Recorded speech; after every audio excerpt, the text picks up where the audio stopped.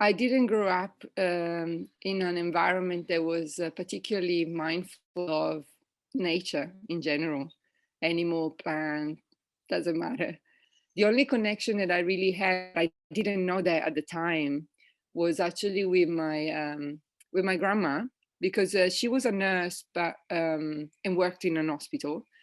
But then I vaguely remember her making strange concoctions with plants, and I remember going with her in the fields collecting, the dandelions or the nettle or those kind of plants that in Europe been growing up in Italy, in the northern part of Italy. Yeah, and I remember we would spend the afternoon sitting on these in these fields collecting and then cleaning them, coming home, making salads, and then she would make all sorts of other things that, of course, I was, before going to school, so I have very vague memories of this, and at times I don't even know if they really happened. I had to check with my mom to see, like, did we do this? And say, yeah. So it took the death of my grandma many years later to click something inside me. Yeah, the memory that I have is of people coming to the house. And again, as I said, I was small, so I just remember these people coming to the house. They were usually pretty sick, and she would make these concoctions with herbs, and then she would give them these herbs. They would go away. And I remember very clearly, these people being like, oh, thank you so much. And I'm so grateful. But for me, it's like, this is what all grandmas do. This is like crazy grandma stuff that all grandmas do. And yet she did admit that, the people who were going to see her would return with these big baskets of fruit and veggies and whatever else, because she was healing them. And she was basically using herbs and plants. I guess she was an herbalist of some kind, and she was using that knowledge to heal them. And the reason why they were coming back with these baskets and fruit, aside from, like, being grateful for someone's helping you, but it's because she was very adamant that she was not gonna be paid for it. And she always said, plants and this work are a gift. It's not me doing this. So because they're a gift, there is actually no price, and I cannot take money for this because you cannot pay me for this. There is nothing that you can do that could repay for what you received. But I think that at that point, I really felt that was a turning point for me, because her passing actually started our relationship for real. And I'm talking about her because I think that in that moment, she actually unleashed all her desires to, I guess, transmit what she knew and what she felt, just in a different way. And these kind of, I would say, conversations, because that's what they are. I've been engaging with this for now well over 10, 15 years. And they have involved, of course, some very famous plants. And some of these plants include, of course, the ayahuasca plant, which is actually two, which have been a very big part of my life and still are. And I'm very grateful to these plants, because they're just incredible. And I have learned so much. Being so surrounded by nature has really allowed me to just spend a lot of time just sitting exactly where I am sitting now, looking out, and and just listening to these amazing trees that surround me and the space. And and they have been basically inspiring and guiding. So I have been working with many plants, but several which I consider teacher plants.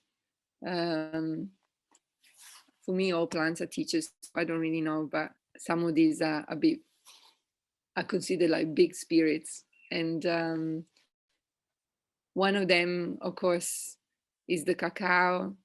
And And I was blown away the first time I actually saw the cacao plants in the flesh or in the fibers, and and the fruit. And someone gave me the fruit, and it was fresh. They opened it up, and it said, "Eat the white pulp."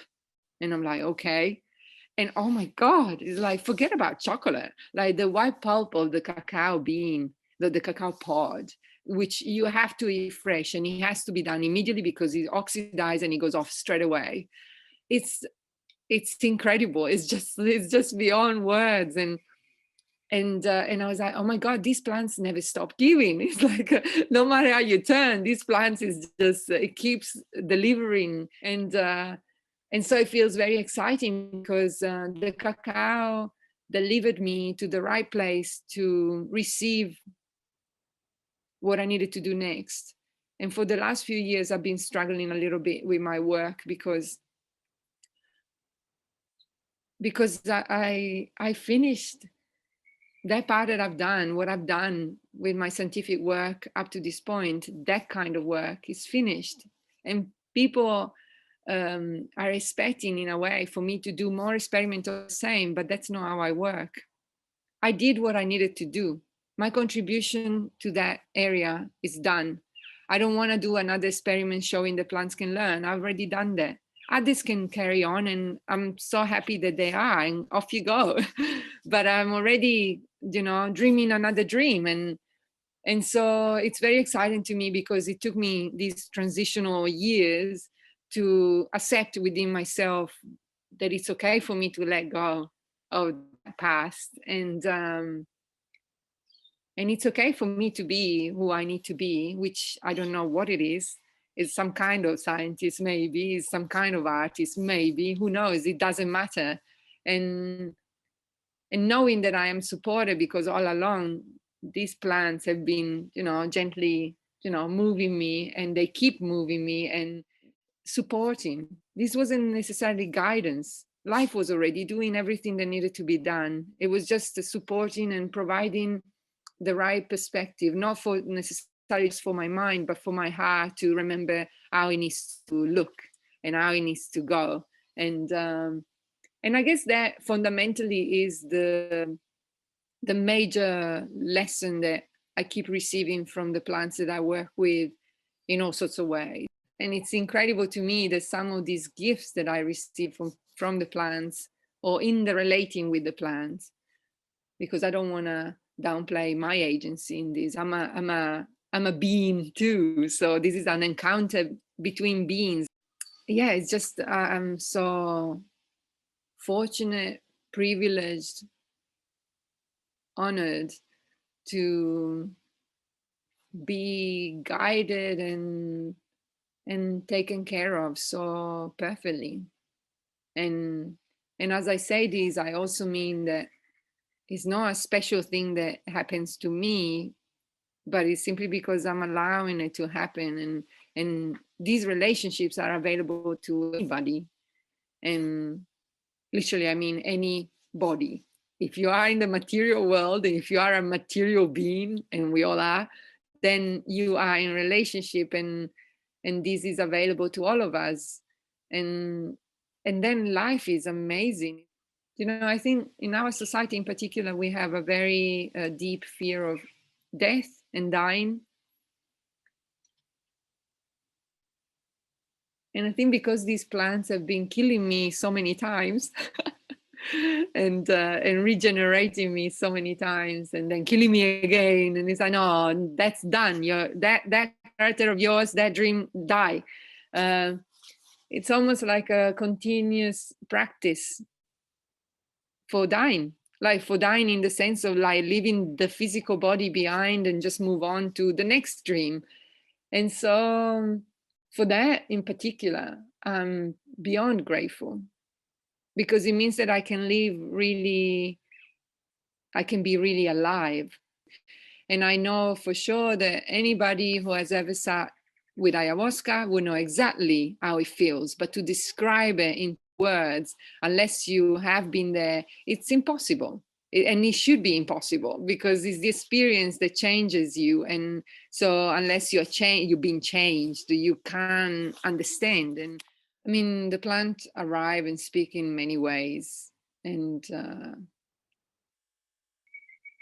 the obstacle to communicating, not just with plants, but with all of this space, are the reference points that we've been given and which work as containers, and they're useful, so that we can do life as we do it. But what happened, I think, is that we have taken those reference points as true and as absolute. And so then we live by them instead of like, oh, they're useful, and so then I guess we become afraid that anything outside those reference points. And I remember the very first time I sat with ayahuasca, for example, she arrived and I was like, so who are you? And unless you tell me exactly who you are, I'm not working with you. And she was like, And we spent the entire night, she spent the entire night holding me by the neck against the wall. It was such a not pleasant experience, I can tell you. And I was like, and all she kept saying, like, so are you ready to surrender? And I guess I know now, are you ready to surrender your conditioning? Are you ready to surrender your reference point? Yeah. And so the next night, I remember going into the ceremony dreading that she would pin me on the wall again. And I said to her, look, how about we do a deal? I am prepared to work with you, and you'll have my absolute 100% attention and dedication and love. But I need to know that I can trust you. And I learned, actually, much later, I learned that there was, again, in itself, such a useful thing to do, because not all plants are for me to work with. Not all of them, or not just plants, but like in general, not all beings in the spirit world are for me to work with.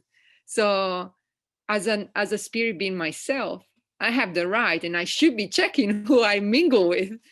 It's my responsibility to look after the relationship, because I know that she keeps her deal. She keeps her side of the deal. So yeah, the cost of betraying there is, nobody could pay for that. So that's why, again, it's not possible. And I understand my grandma, she said it to my mom. She's like, it's a gift. There is no way I can betray that. I will lose the gift. And what she was talking about is like, I will lose the relationship. And this relationship is too profound and is too precious to betray it. It's so simple. I think, like all life, use multiple ways of communication. There is not just one. We seem to be obsessed with the voice and the sound of the words and all of that. And they have used that too. And sometimes they speak to me in English. Like, so the words that I hear are in English. Some other times they are in Spanish, and some other times they've been words that I didn't know what it was, but the words were very clear.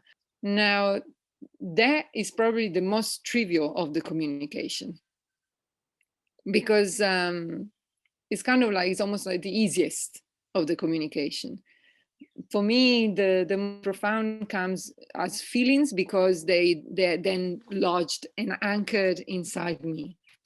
And but also, of course, visions and dreams, and just knowing.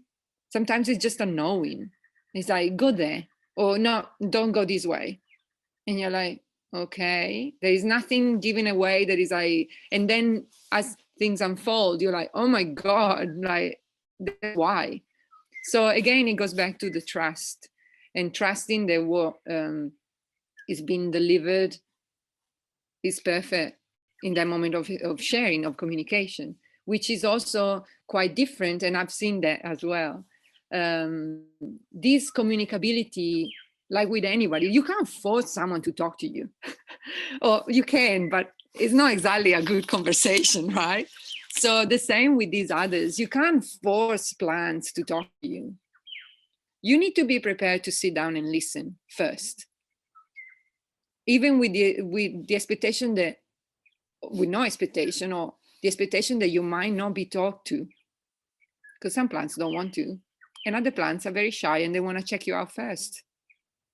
Yeah. So, but if you're really serious about communicating, the first step is listening, is not talking. And listening to silence is the first step, because that communication arises from a very deep silent place. And you need to be able to create that silent place inside for the other, in this case the plant, to literally arrive and enter, because that's what we do when we talk to others anyway. We are basically entering other people all the time with our words and our presence. So we need to allow this other to enter, and then in that space everything is possible.